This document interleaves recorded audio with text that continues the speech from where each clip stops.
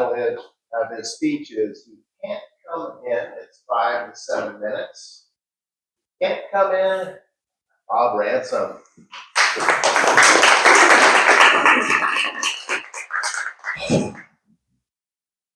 In 1957, at the age of 12, I was introduced to man's inhumanity to man.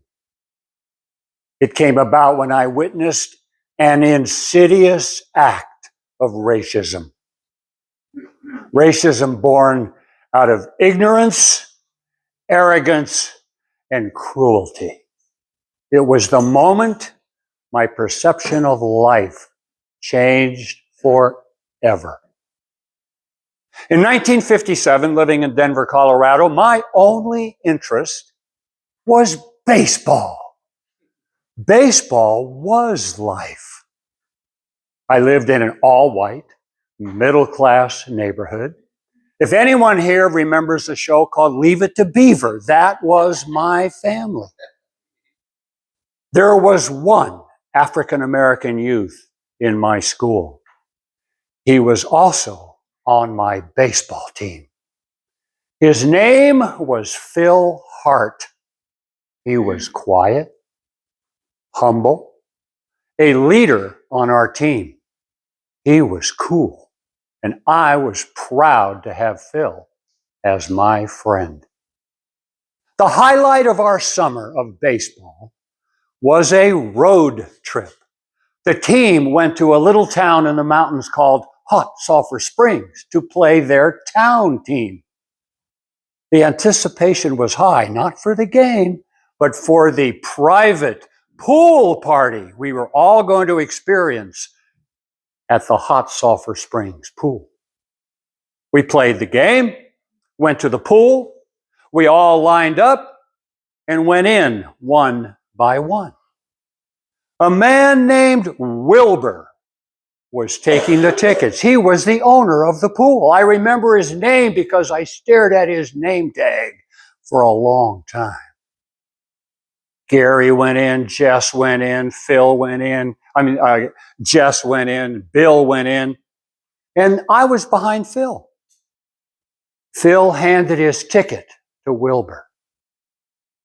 And Wilbur said, "He can't come in." What?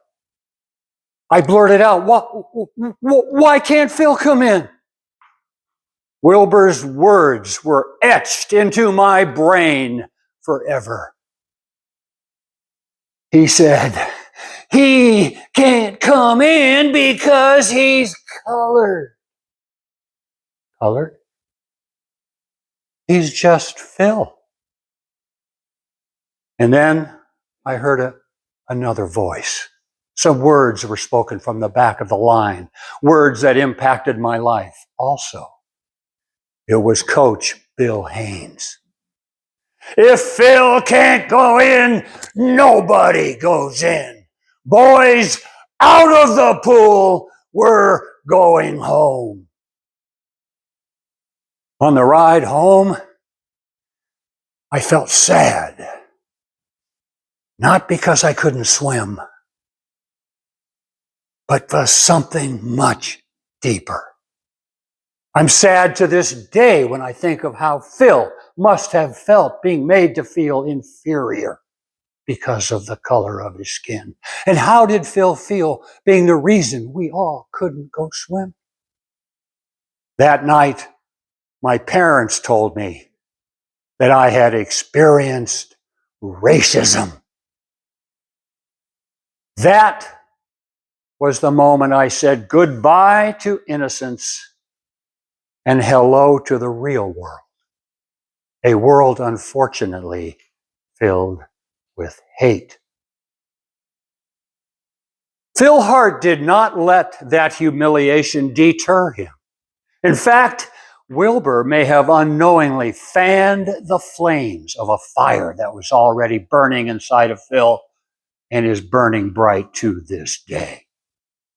Phil Hart went to the University of Colorado on an athletic scholarship, graduated with the highest of honors, got a master's degree and a doctorate degree from Michigan State, became head professor of sociology at the University of Massachusetts, was a civic leader in both Boston and later LA. Along the way, he wrote 2 award-winning children's books.